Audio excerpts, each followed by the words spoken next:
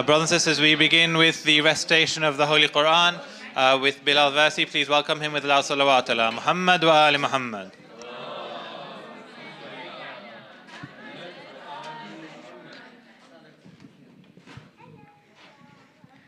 أعوذ بالله من الشيطان الرجيم بسم الله الرحمن الرحيم وإلى مدين أخاهم شعيبا قال يا قوم اعبدوا الله ما لكم من إله غيره ولا تنقصوا المكيال والميزان إني أراكم بخير وإني أخاف عليكم عذاب يوم محيط ويا قوم أوفوا المكيال والميزان بالقسط ولا تبخسوا الناس أشياءهم ولا تعثوا في الأرض مفسدين بقية الله خير لكم إن كنتم مؤمنين وما أنا عليكم بحفيظ قالوا يا شعيب الصلاتك تأمرك أن نترك ما يعبد آباؤنا أو أن نفعل في أموالنا ما نشاء إنك لأنت الحليم الرشيد قال يا قوم أرأيتم إن كنت على بينات من ربي ورزقني منه رزقا حسنا وما أريد أن أخالفكم إلى ما أنهاكم عنه إن أريد إلا الإصلاح ما استطعت وما توفيقي إلا بالله عليه توكلت وإليه أنيب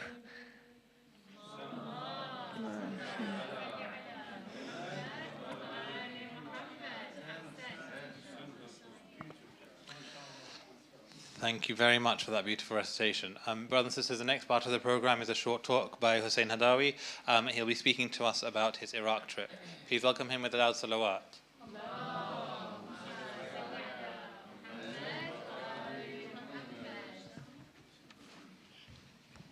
Thanks. Yeah? Okay, thanks. Assalamu alaikum, everyone. Bismillah ar-Rahman ar-Rahim. So this short talk is going to be about my 7-month trip to Iraq. So I've learnt a lot and I'm about to share my experiences. So Iraq is surrounded by Syria, Iran, Saudi Arabia, Jordan and Kuwait. The capital is Baghdad and I'm from Al-Hilla. So the yellow arrow is pointing to Baghdad, red is pointing to Al-Hilla, purple is pointing to Holy Karbala and green is pointing to Al-Nasriya, which I'll talk more later on, and blue is pointing to Al-Najaf. So the way of home life. It's very safe to go out by myself to the shops because Iraq is quite safe and everyone's really, really kind. And a typical day off, so the weekend, would be to wake up and do some Arabic writing homework and maths till my mum woke up. And then we would have breakfast, which is bread, germar, which is a local cream delicacy from buffalo milk, and date syrup.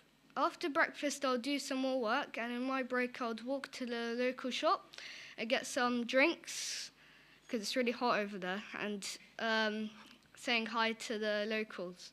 I'd get back home and I'd have a maths lesson online with my maths teacher from here.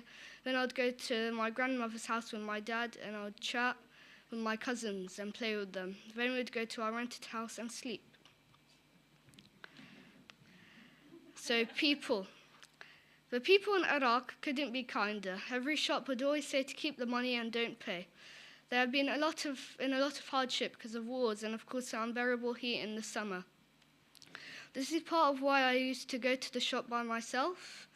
And just imagine the kindness and respect of our Mahfil Ali community, but everyone in the city is like that.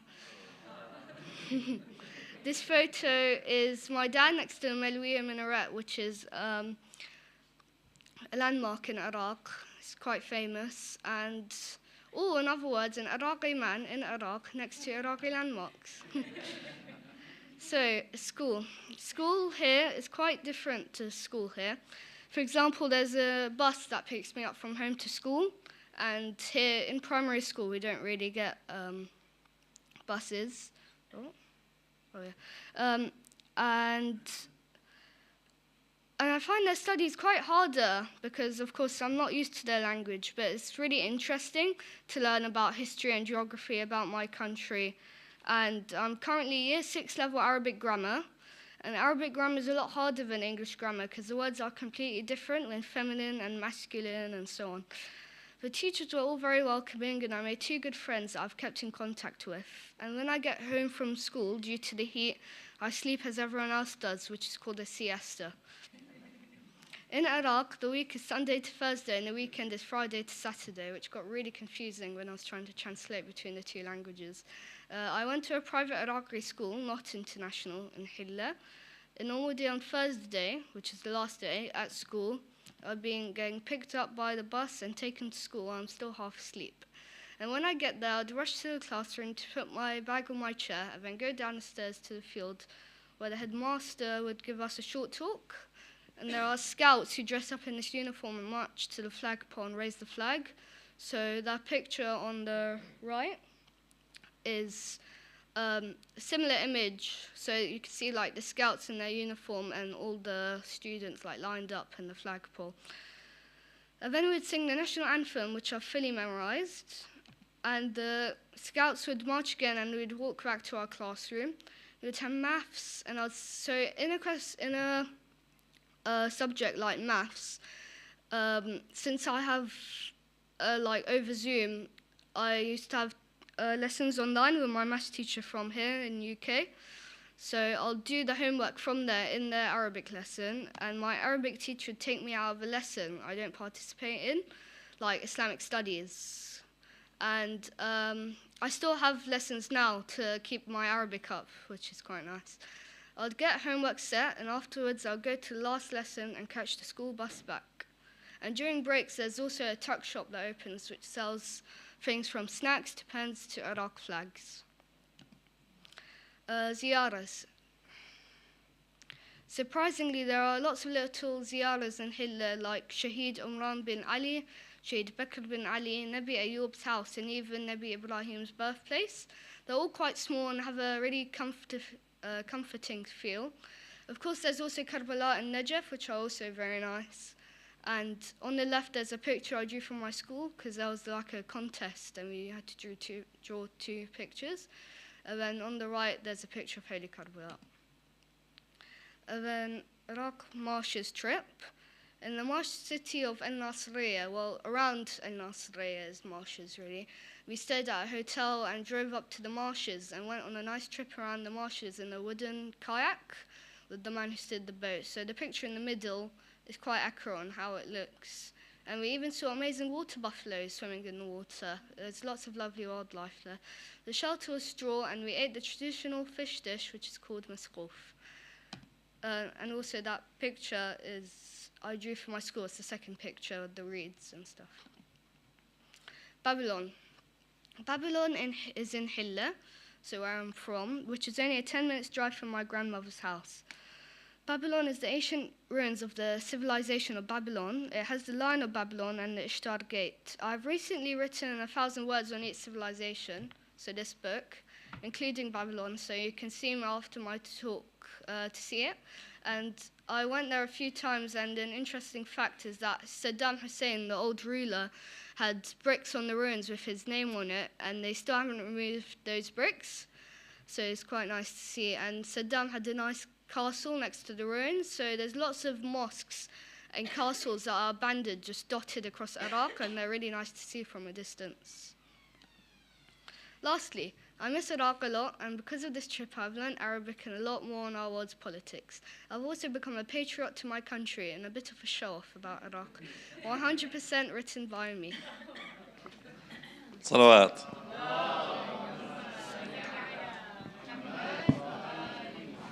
Asante.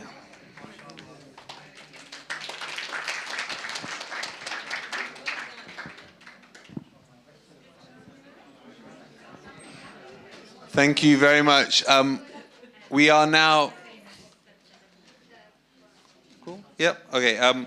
We are now very fortunate to have Sam Freedman, who will be speaking to us on his new book, Failed State, Why Nothing Works and How We Fix It.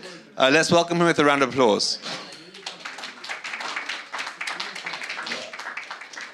Sam is a senior fellow at the Institute of Government. He writes regularly on politics and policy for numerous outlets, as well as his newsletter, Comment is Freed, which has over 55,000 subscribers and is the most popular UK politics substack. His first book, Failed State, Why Nothing Works and How We Fix It, was published in July. He also hosts the Power Test podcast. Previously, he was an executive director at Teach First and worked at the Department of Education as a senior policy advisor.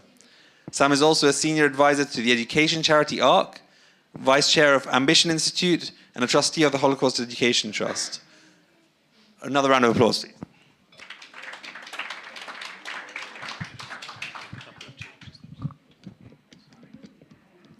Just reorganizing ourselves here.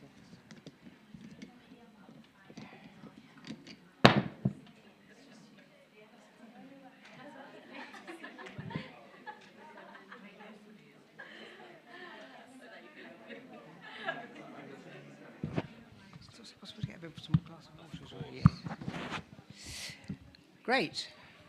Sorry, I was just making things difficult. It's easy, better to stand, I think. If I sit down, it's not so good.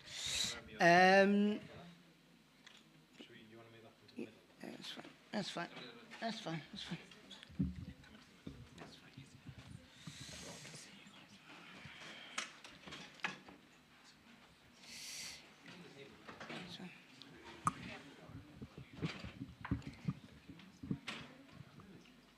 Yeah, that's great. Thanks very much for inviting me. Very kind of you to invite me. I can't promise water buffaloes like the last speaker. That was a very impressive and confident talk. Congratulations. But what I am going to talk about is this book, which was published a couple of months ago. And is available in all good bookshops and bad ones as well. And is about our government and why it feels like so many things are going wrong at the moment. And I decided to write it in a couple of years ago, in 2022. And at the time, you may remember we had Boris Johnson was Prime Minister, and things went very badly wrong for him. And then Liz Truss was Prime Minister, and things went very badly wrong for her. And I thought at that point that the Labour Party were likely to win the next election. I thought these guys are going to win the election. They're going to be in government. The Conservatives have messed up so badly that we're going to get a new government. And I was worried that this new government, the ministers, the politicians that would make up this new government, would think that the reason why everything had gone wrong, why there were such long waiting lists for the National Health Service, why the economy was struggling so much, all of these problems they'd think were just down to the fact that the Conservative ministers had not done a good job, that they were not very intelligent, that they didn't have the right intentions, and they would fall into a trap that I had seen previous governments fall into, or previous new governments fall into, of thinking that because they were smarter than their opponents, because they were kinder than their opponents, that as a result of that they would govern better. And I wanted to write a book that would explain to them that the reason why it's so hard to run our country successfully is not so much because of the individuals involved, although the people do matter a bit, but the systems, the way our country is set up, is so dysfunctional that that any government, that any party is going to find it really hard to run the country successfully unless they change some of those systems. So that's why I wanted to write the book. It was a kind of a warning almost to a new government to say, if you make the mistake of thinking this is going to be easy because you're not like the other lot, you will get into trouble. And I think we are already seeing some of that over the last few months, that they have made that mistake to some degree, and are now realizing it's actually really quite hard for some of the reasons that I set out in the book. So I talk about three big trends in the book, three reasons why it's so hard to run this country, and they're very long-term trends. I argue that the three trends I talk about have got a lot worse over the last 40 years, in each case, and over successive governments. So from the Thatcher government that started in 1979, through the Blair and Brown governments, Labour governments, 1997, through the Conservative government we've had for the last 14 years, and into now. So these are very long-term trends that are not to do with one party or another, but all parties have contributed to. And they all interconnect with each other as well to create the situation that we have. So the three big trends are, one, our centralisation, the fact that so much that happens in this country has become concentrated in one place, right at the top of our government. The second is about scrutiny and the fact that that government there's less scrutiny of that government than ever before. It's easier for them to pass complicated laws in a way that is not properly understood, is not properly scrutinized, and that leads to very bad laws being passed. And the third is about the media and the way the media has changed over the last 40 years, so that you have a press, a media that is increasingly fast-paced and drives really bad incentives for politicians to say a lot of things without thinking about them. So you've got this sort of combination of a very powerful central state that's got increasingly powerful, not enough scrutiny on that state, and very bad incentives on those people because of the way our media culture works. So that's the overarching argument of the book. That's why I think we are where we are. But I'll explain each of those in a bit more detail, and then obviously we'll have some time for questions as well if people have them. So centralisation, what do I mean by centralisation? So we are very unusual in this country. We have one of the most centralised states of any democracy in the world. In most countries, local government does far more than it does here, and local government means a lot more, and local elections mean a lot more than they do here. Here, central government is incredibly powerful. They decide pretty much all of our taxes, they decide pretty much all of our spending, what we spend money on, and they decide all of our laws and rules. And this has got a lot worse over the last 40 years. We used to have, local government has never been massively powerful in this country, but it used to be a lot more powerful than it was. Local government used to be responsible for schools, for housing, in a way that it has become a lot less powerful now. It used to be able to set its own level of council tax without government saying you're only allowed to set it at this particular limit. So they used to have a lot more power and a lot more freedom. And over successive governments, you've seen a lot of those powers taken away. And when those powers have been taken away, it's often been for what seemed like good reasons by the politicians that took that power away. They've thought that a service was being run badly by local authorities. So I used to work in education policy in schools, and over successive governments, they've looked at the way schools were operating and thought local government wasn't doing a very good job. So they decided to bring that power into the centre of government. The problem with doing that is in any individual example of that, you can justify why that's a good idea. But when you do it with everything, you get to a position where central government becomes completely overwhelmed. And this is what's happened, I think, over the last few years, over the last decade or so, is central government has become completely overwhelmed. Ministers are just trying to do too many things, and because they're responsible for everything that happens. And as a result of that, can't think strategically, can't do what they're supposed to be doing, because they're in the weeds of trying to make everything work. And as a result of that, one of the things that they've ended up doing is using private companies a lot more to actually run everything, because they need some help in doing it, and they've destroyed the ability of local government to actually do a lot of these things. So one of the chapters in the book talks about the way we've got these big private companies that are essentially unchallengeable and not properly scrutinized and not transparent about what they're up to, who increasingly run large parts of the public sector, take a lot of taxpayer money to run large parts of the public sector. This has become a bigger and bigger trend again over the last few decades. So, one company, I give an example of in the book, called Serco. Serco run they run a lot of services at local level. They run a lot of transport services. They did the track and trace program during COVID. They run programs for schools. They run programs for prisons. They run programs for hospitals. They run our nuclear missile warning system.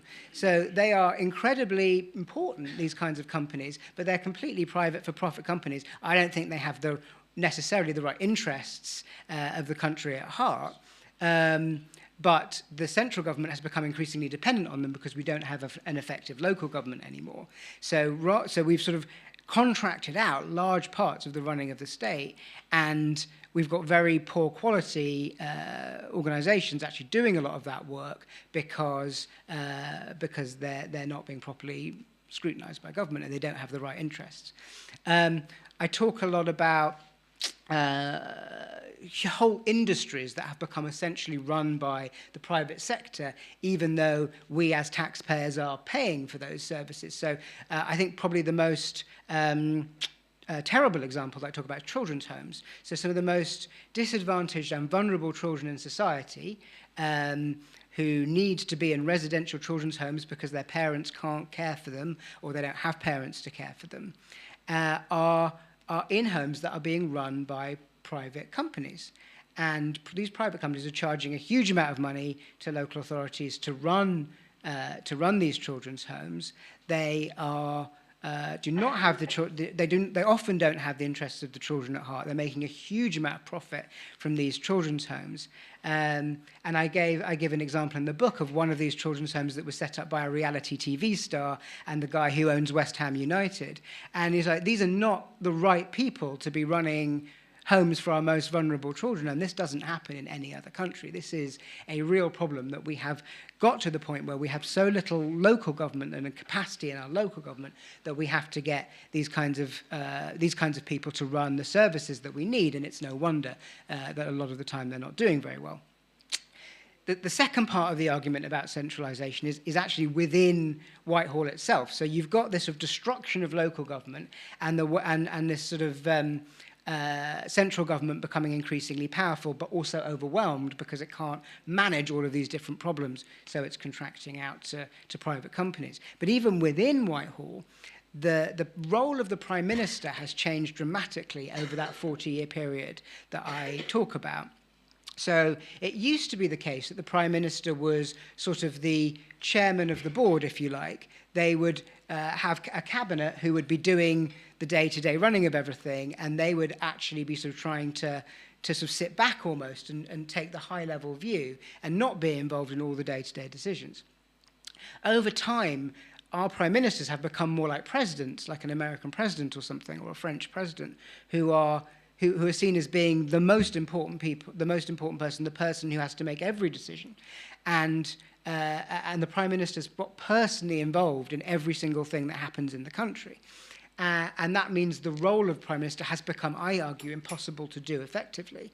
They're simply expected to do too much, and they can't know and be involved in every single decision. But that is now expected of them, and when they're not, they get criticised for not doing that. So the role of the Prime Minister has become too powerful. And as a result of that, number 10 Downing Street, the place where the Prime Minister is supposed to be operating from, has become completely dysfunctional and overwhelmed. So I don't know if any of you have been to Downing Street. It is a house. It is a small house. Slightly bigger than it looks from the outside, but it is kind of crazy that we're trying to run a modern democracy from these tiny rooms in the House. And if you go in there, you see that the Prime Minister doesn't even have a proper office, and all of his main advisors, these are the people making all the decisions about, most important decisions about the country, are like in old closets and sort of rooms that used to be waiting rooms and so on, stuffed into every corner. It's kind of a crazy way to be running anything, and you can only fit about 100 people in there.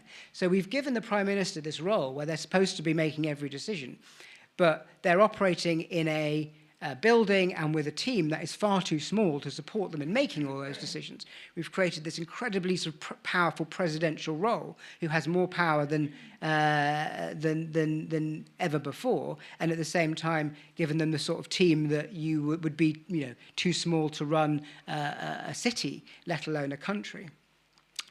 So as a result of number 10 becoming so dysfunctional, the Treasury has become super powerful. Treasury has also grown in power over the last 40 years.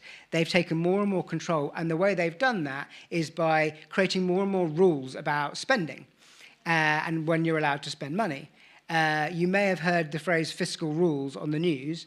The fiscal rules are essentially the way that the Treasury decides how much money the government as a whole is allowed to spend. They make that rule.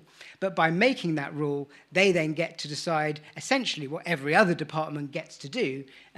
You have to get approval from the Treasury because you have to pay for whatever it is you want to do.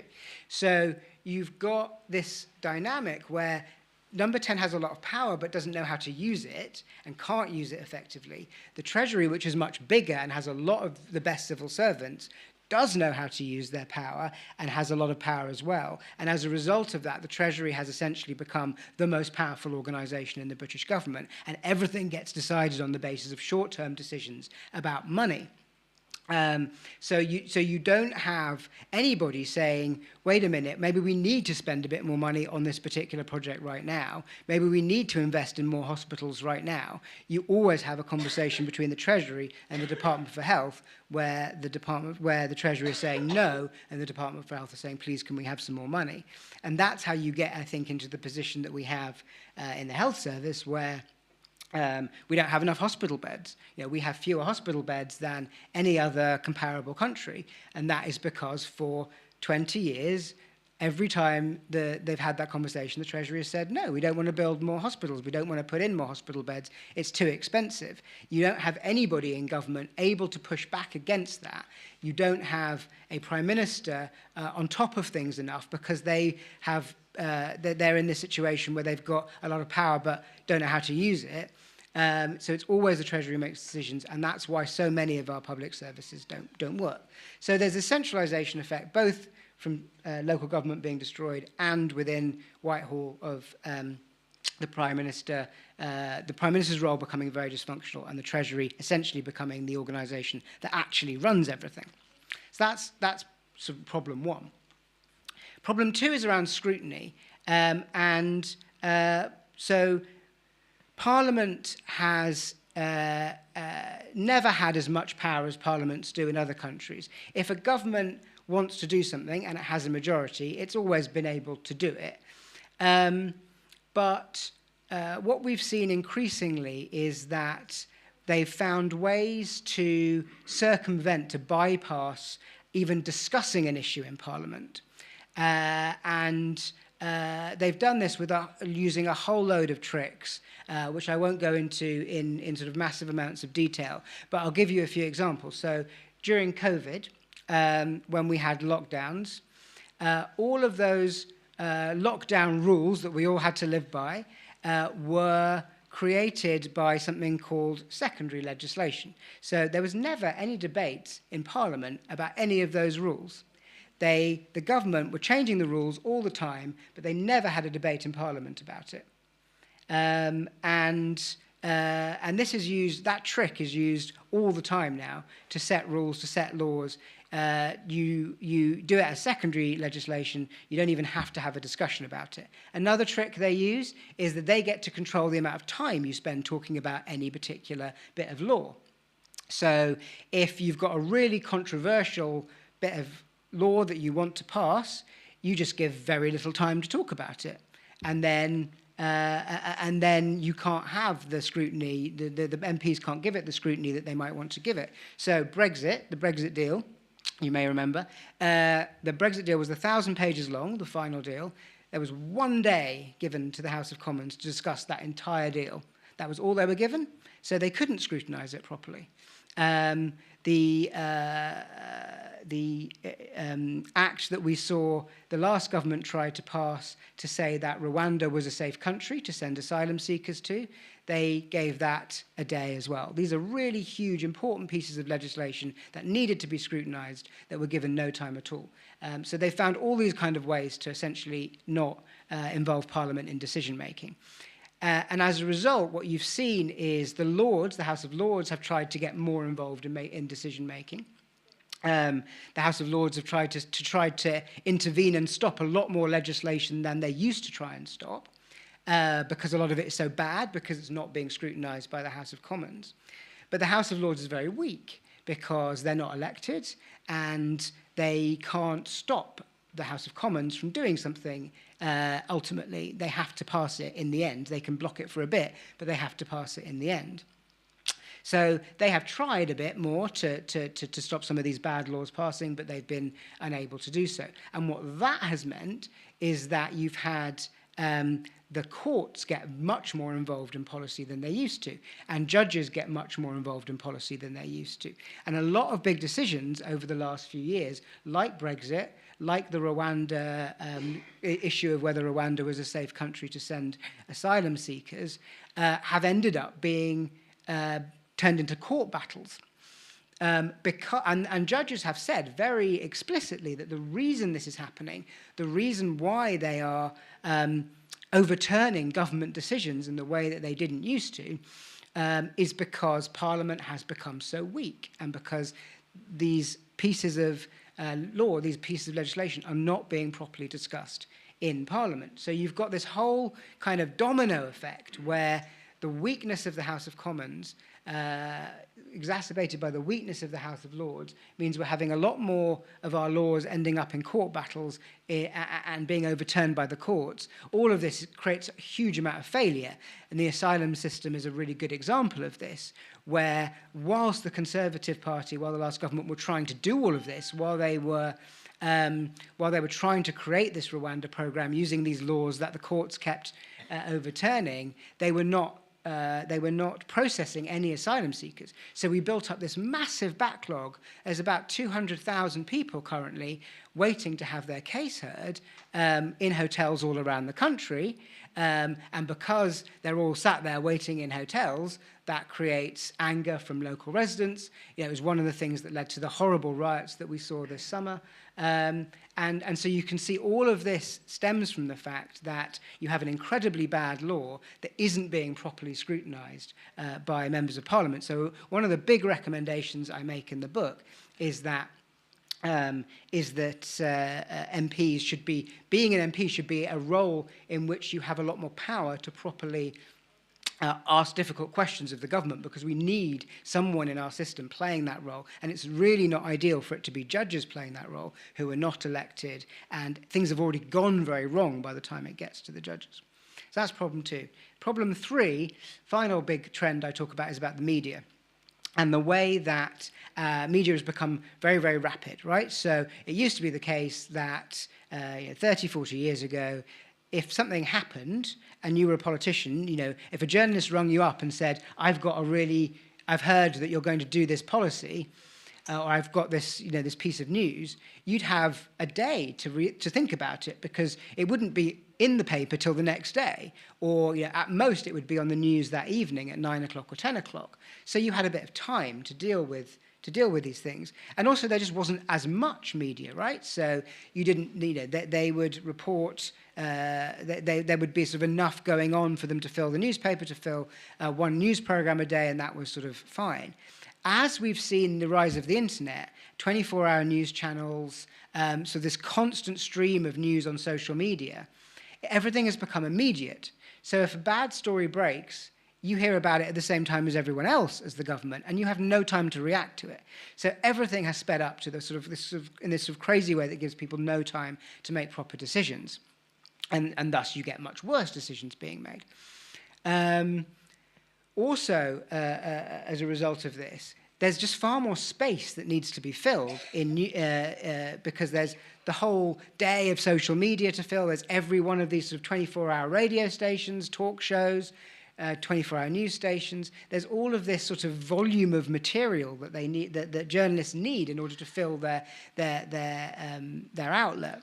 And as a result of that, we've seen the number of announcements that politicians make shoot up. They say a lot more because there's a lot more space to fill. And if they don't fill that space, somebody else does with something that's going to be unhelpful to them. We've seen this, I think, in the last few weeks. Labour haven't been making very many announcements about policy because they haven't had the budget yet, and they're not ready to make many announcements about policy. As a result, the media still have to write paper every day. They still have to have something to say. So we've seen stories about his clothes and him going to Taylor Swift concerts and going to football matches. And they've turned this thing, which has been happening for years and years and years, and every politician has done it. They've turned it into this big story because they've got to fill the time. And so what this does is it creates pressure on politicians to make stuff up to fill that time, to just make up announcements to fill the space. So you get this sort of, and I argue that what's happened as a result of this is communications has become more important than policy. Filling up the newspapers has become more important than actually doing the right thing. And this is also partly because of the way the media industry has changed. As a result of the fact that people tend not to buy a newspaper anymore and they have less money than they used to, what they've done is they've fired all of their specialist journalists who actually knew something about policy, so that you don't get people who are experts in education policy or health policy. You get people who know about politics. And all of the reporting is done by people who know about politics, who are essentially called the lobby, and other people who sort of follow the Prime Minister around when he goes on foreign trips and things like that. They don't know anything about policy, they know about politics. So every story that happens, every announcement, is only reported insofar as the politics is relevant. You never get anyone with any expertise on policy reporting about anything. And what that means is that it's very easy for governments to make an announcement because the newspapers will report it as news, it's new, it fills their space, but it doesn't get any scrutiny from the press because the people writing the story don't know anything about that policy area. And again, I think this is a good example during COVID, where if you watched any of the press conferences that Boris Johnson and some of the other people did during COVID, all of the questions were about politics. They were all about, is Matt Hancock going to resign, or is this minister going to resign, or why did you did you break any of these rules that you're setting? They weren't about the science. They weren't about COVID. They weren't about the issue itself, and that happens all the time.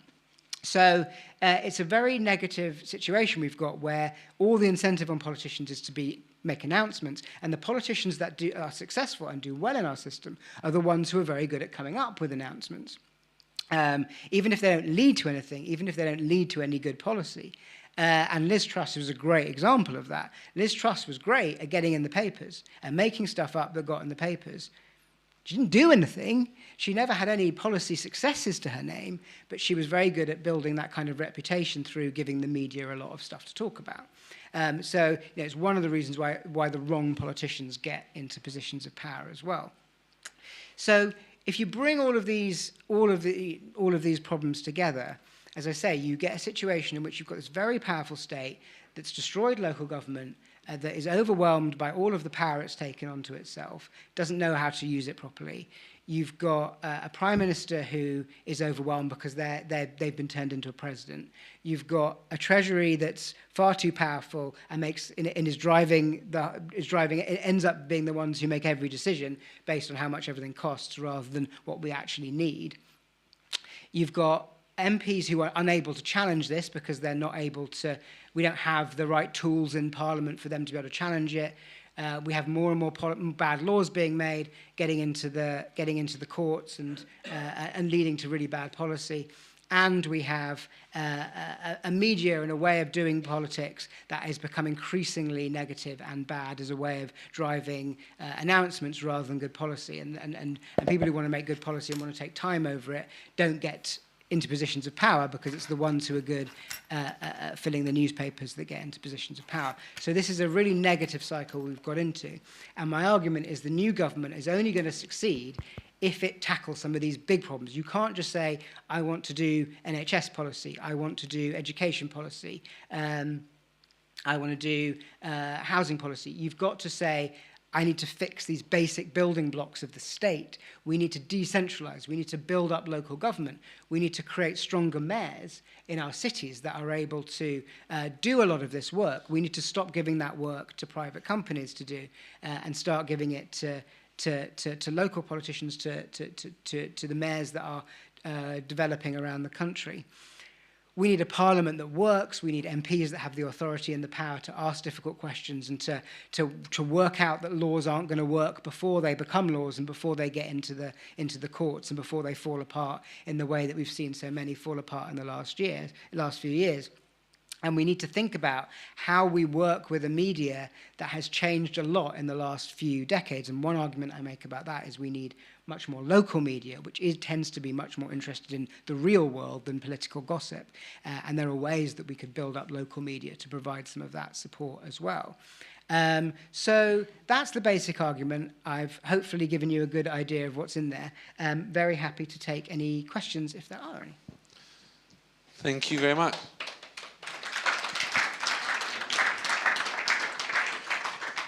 We have time for questions. Thank you. Thanks so much for what sounds to be a very interesting book. I have a few questions, if you don't mind. Of course. I was wondering what your evidence base was for this. So did you do focus groups, interview? Was it just anecdotal? I'd be interested to hear that. I'm also interested on what you think about ministers' qualifications. At the moment, it's just basically a political game. People get appointed not really according to their expertise. Yep. So I'm wondering what you think of that as a blocker. I should say, by the way, I'm a civil servant, so this is I work in Whitehall. And then, which department are you in? The FCDO, but I'm in international development. I'm not in foreign policy. Just to clarify. I was also wondering, how do you propose to transition from private sector dependence, and because it's quite difficult. I think a lot of government, they moved to private sector as a stopgap. And so how do you make that transition backward and then not lose that expertise? Yeah. Sorry for the many questions. That's great. Another thing you mentioned was about accountability in the Houses of Parliament and having more time. I generally feel it's quite gesture politics, and I don't know how much real power it has. Even if you had 3 days scrutinising a bill, the ministers will get given a brief. They don't really take it seriously, as in terms of actually taking on board that feedback. There's other ways like committees and focus groups where there's a lot more accountability, but that tends to be for things that's already in place rather than a legislation that's about to come into place. So I'm not sure what extra that would add if you had more time to scrutinise it. I'm going to stop. No, they're really great questions. Thank you very much. So on the first one, on the evidence, I interviewed about 100 people for the book, all from all different, lots of former cabinet ministers, former very senior civil servants, right, but also people who run councils, work as doctors, teachers, right, every level. And then it's sort of based on my own experience of working in a department. I worked at the Department for Education for 3 years, and then lots of written documentation and so on. So hopefully, if you read it, you'll see it's pretty thoroughly sourced. In terms of ministers' qualifications, because ministers have to be chosen from the House of Commons, right, from the party that won the election, you're never going to be able to find people who are qualified for every department, because that's not how MPs get elected. Which is, one reason why having so much power at the centre is a problem, because if you've got these people who are not necessarily experts in the policy area, who are making every decision, it's no wonder they get overwhelmed pretty quickly. It's sort of a good argument, I think, for sort of pushing power away from the centre and just leaving them with a smaller number of decisions that they're able to get their heads around without necessarily being sort of experts in the policy. On private sector, I think the way you do it is slowly. You can't do it overnight. And I think you do it by building up alternative areas of expertise. So I've got a paper coming out next week that's arguing for the mayors that now exist around the country to be given some additional funding and some additional powers and to do things like running children's homes or commissioning children's homes. But they have to be given the ability to do that. They have to be, support and ability to do that. They can't just sort of be told you're doing it overnight. It will require building up capacity. But I think we can do that. Every other country does that. We just have to accept it's not going to be quick. And it might involve moving some people from who are currently working in private companies into those kinds of institutions. And then your last question was about Parliament. Yes. So. You're right that a lot of what happens on the floor of the House of Commons can seem a bit pointless. I do think sometimes it really matters, and we do get debates when they're given the time and the space that do make a big difference. So I can think of the debate, for instance, over Syria in 2013, where it was very much the debate in the House of Commons that ended up changing government policy on that. But it doesn't happen as often as it should because there are so many tricks government can use to avoid having that discussion. But I do agree with your point about select committees. So I argue in the book that select committees should be made a lot more powerful. They should be able to force witnesses, to force evidence, to create parliamentary debates themselves rather than it just only being ministers who can create parliamentary debates. So I think there's lots of ways of doing it because it's just too easy to avoid the discussion at the moment. Thank you for the talk, really helpful. Two quick questions from me. One is, how much of what you're describing in your book do you think is a symptom of an electoral system that's no longer fit for the environment we're in now? Mm-hmm. And the second one is the party system. So the idea of individuals getting elected, actually everything you describe in terms of centralization, the way they engage with the media, almost the destruction of local media comes from what is essentially kind of personality politics that actually is self-fulfilling. So once you get into power, there is no incentive to try and move away from that model. There is no incentive to really try and devolve powers to local government because actually everything is being looked at a national level. So how much of it is electoral reform, how much of it is, and also what do you do about the party system to try and address some of these challenges? Great question. So I talk a bit about the electoral system at the end of the book. I'm in favour of changing our system. I don't think ours works anymore. Our system was designed for when we had two parties, and we don't have two parties anymore. And it's becoming increasingly unworkable. So I just think as a matter of basic logic, we should change our system.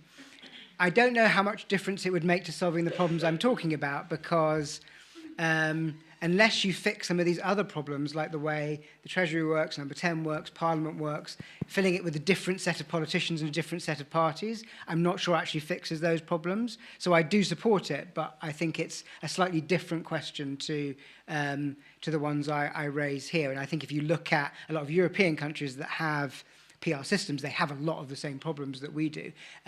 It's a better reflection of what people in that country think, but it's not necessarily, it doesn't fix these governance problems.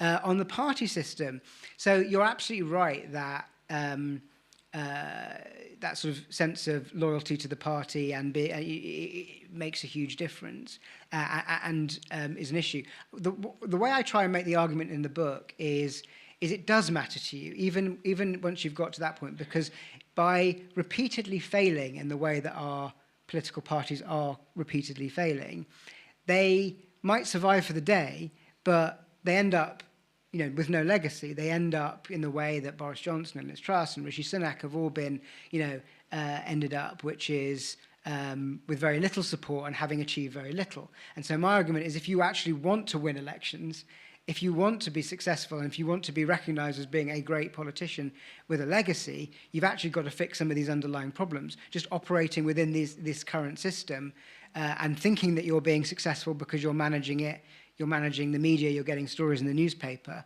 ultimately it means that none of you are trusted, that you're all failing and no one wants to vote for any of you. So it's not a successful, it's not an act, it's in their own self-interest to change the way they're behaving and to look at some of these problems I'm talking about. I think this is brilliant as a thesis, so well done for thinking through some of the fundamental issues. I've got 3 questions, so I'm following in the trend. One of them is, were you able to pinpoint at what point in history this sort of neoliberal thinking around centralizing control and then more control and then more control, when did that start? So that's question number 1. And how did it come about? So that's question 1. Question 2 is, the Prime Minister, you're right, is powerful. The Prime Minister is a big cog in a big machine. I don't think they're capable now, with the way things are, to actually roll back from it. For a start, the media, you're right, wouldn't even allow them. They can't even say something like this.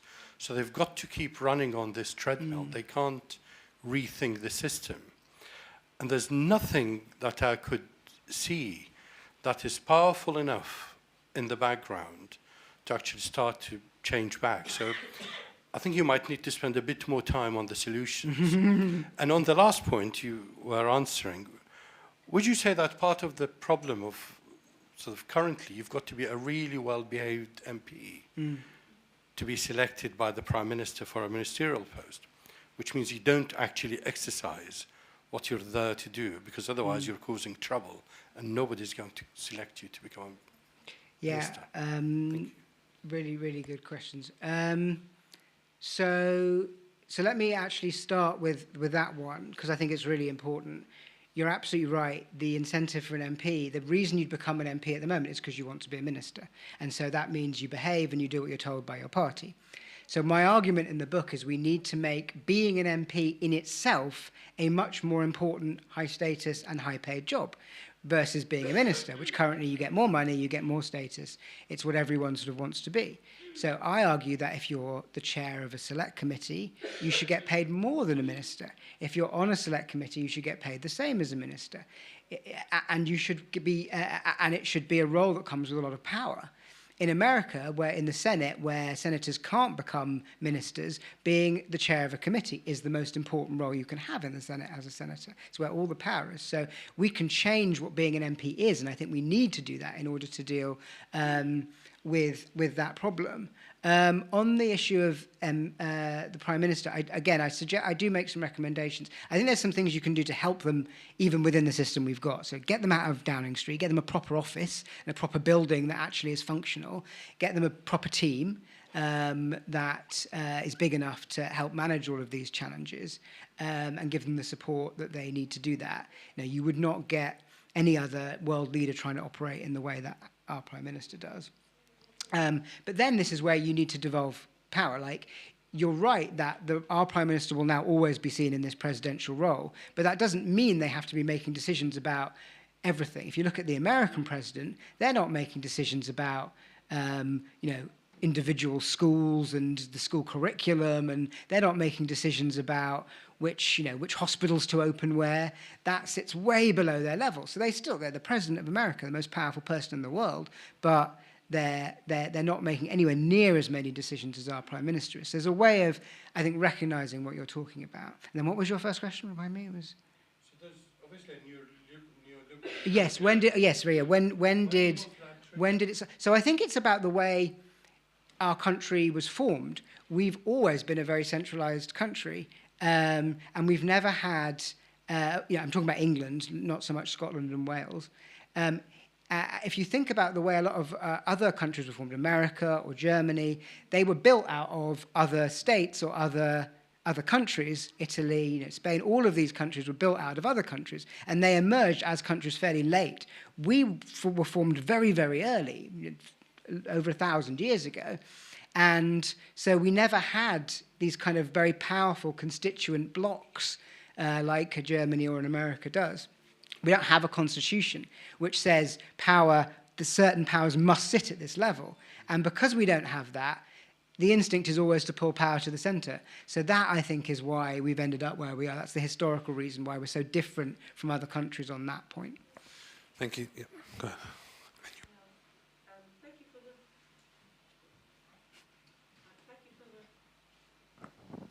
Thank you for that talk. It's very informative. I'd just like to ask a few questions. My first question goes to, like you said, there are qualified journalists and they're apparently being fired. Yeah.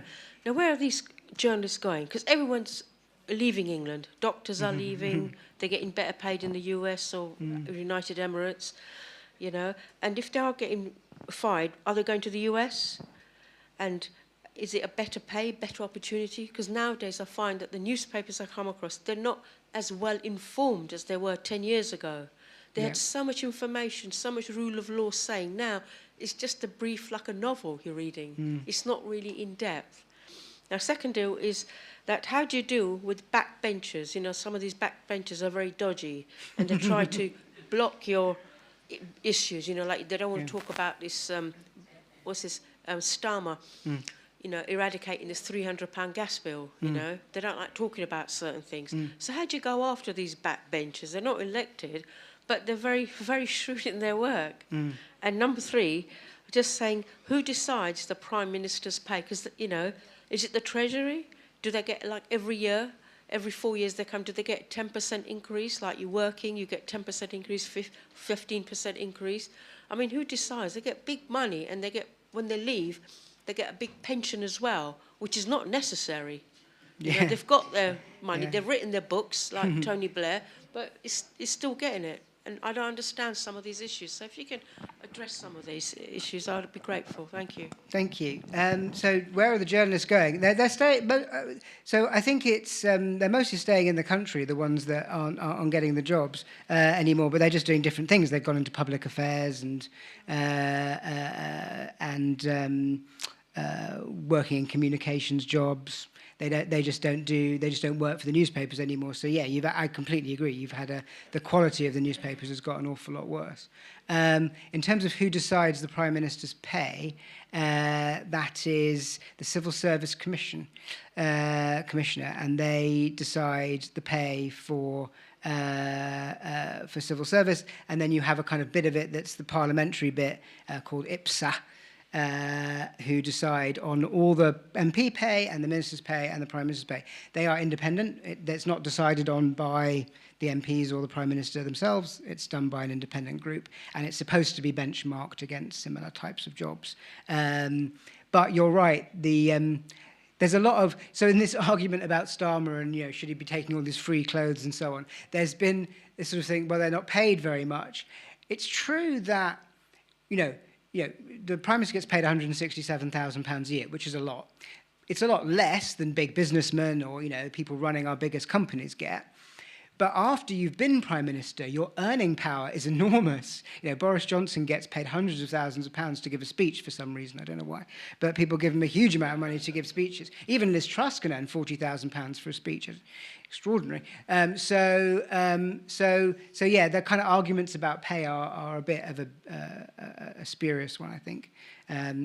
Yes, and then what did you ask about backbenchers as well?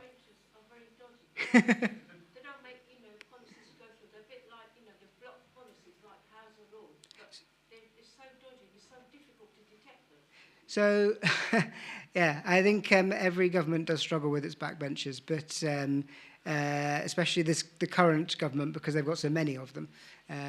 But again, making the MP a more important role, I think, would change the type of people you got in to do those kinds of jobs. Mustafa, one question, please. One question, thank you. I'll stick to one question. So in this country's democracy, we have this whip system. So the policy is already made by the few individuals. Yeah. And they ensure that all the parliamentarians vote for them, otherwise they'll be suspended or thrown out of the party. Yeah. So how do you address this? How do you call this democracy? Yes. So, yeah, we do have whips. We've had them since the 18th century. They are called whips because it was a reference to whipping horses. I mean, that literally is why they're called whips. And they have lots of tricks that they can use to try and force people to vote with the party.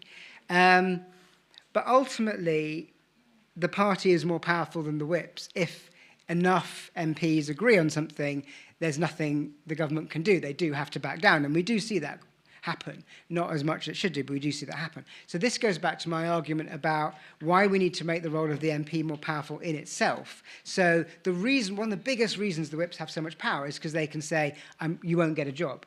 You vote against us for this, you've got no chance of getting a job in government. If the MP can say, it doesn't matter if I can't get a job in government because I can become the head of a select committee, which gets paid more, has as much status, it means the whips have much less power. So part of it is absolutely about making being an MP less dependent on just following whatever it is your whip says. Thank you, Sam. How far do you think our really short-sighted decision on going for Brexit was determined by these three trends you are outlining? Yeah, good question. So I think they all fit into Brexit. I don't talk about Brexit that much in the book because there's been so much said about Brexit, but I do think they all fit in. So centralisation is the central government have got so used to having all the power themselves that they've sort of started to believe that if you can take power off anybody else and suck it into yourself, then you'll become stronger and better able to do your job. And they sort of they want to share power with Europe. They wanted that power as well. Take back control didn't mean take back control for us, it meant take back control for them. So centralisation is definitely part of it. Scrutiny is a huge part of it. You saw the mess Parliament got into over the Brexit negotiations. It's exactly because of all of these factors I'm talking about. And and then the fact, as I said, that you had the whole deal with all the problems that have then emerged from the deal that didn't get solved properly, like Northern Ireland and all of that, because they had one day to discuss it. So didn't have proper scrutiny at all in our system. And then absolutely the media drove Brexit. I mean, it was them. It was Boris Johnson in 2000 writing columns for the Daily Telegraph about bendy bananas and all of this kind of stuff that created the mood for Brexit in the first place. And it wouldn't have happened without the sort of press driving it and without politicians feeling that they could make the name for themselves by pushing it. So yeah, absolutely, all of these themes were involved in Brexit. Hi. Just want to clarify, you didn't answer, the question regarding how decentralization started. Wasn't it historically that the Labour Party was more centralized than the Tories? Tories wanted more decentralization. And we already have some kind of decentralization, like regarding the mayors, for example, of West Midlands and so on. So we are going towards a decentralization. So, rather than, central control. But you have not spoken about the speakers. We saw how the speaker messed up the Gaza debate, but it was like a huge problem. Yeah. The role of the speaker is an interesting one because they have a lot of power in some very specific areas, but no power in a lot of other areas. So they can't decide anything about what the government decide to bring into the Houses of Commons, but they do have a lot of power over which questions get asked of the government. And this is exactly what happened with the example over the Gaza debate. They chose. He broke precedent and chose a different amendment to the one he was supposed to choose. So in some very narrow ways, they have a lot of power. But ultimately, if Parliament don't like a speaker, they can get rid of them. So they have to always be conscious of keeping MPs on board. The question about decentralisation. So I think mayors are really important. I talk about mayors a lot in the book. I think they're the best shift in the other direction that we've had. And they are supported by every party, but they're still pretty weak. They don't have very many powers. They can't raise taxes. They can't decide what they're going to spend money on because they don't have any. They have very little money to spend. And so I think I've argued that Labour need to go much further on the mayors, give them a lot more power, make sure we have one in all parts of the country, because lots of parts of the country still don't have one.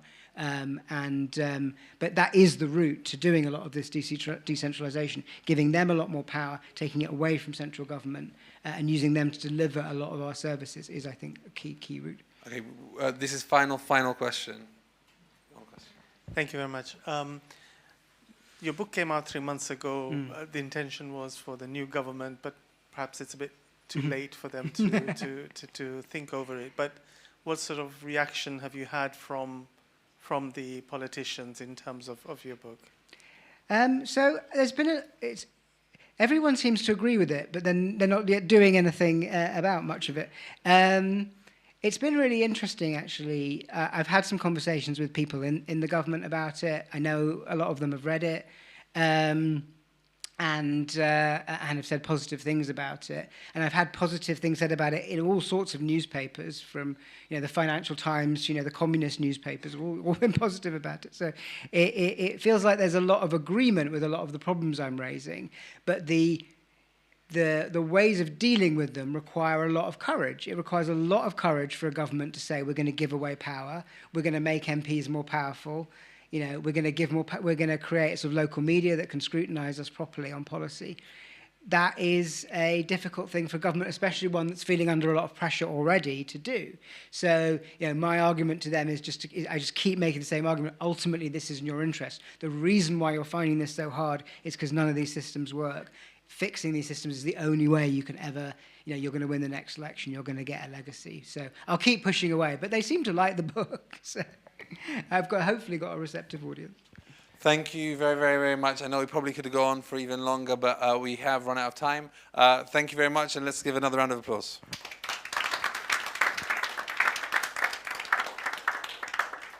Just a reminder of our upcoming talks.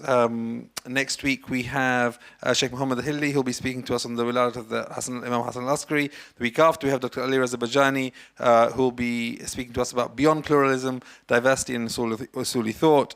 The week after Jahangir Malik on Muslim civil society, tradition, transformation and tomorrow. And the week after Dr. Guru Farid Miskitzoda on Sheikh al-Mufid's Kitab al-Irshad. You can see more on sikkim.org.uk, and our regular programs are on the screen. Monday, Mums and Tots. Tuesday, Yoga. Wednesday, Karate and Taekwondo. Thursday, Dua Kumal and Surah Yasin. These Friday talks, and then Saturday, obviously, tuition and the Women's Walking Club, and Tafsir on Sunday with Madrasa and the Food Bank and Soul Kitchen. If you'd like to find out more, go on sikkim.org.uk. Thank you. Salawat ala Muhammad wa ala Muhammad.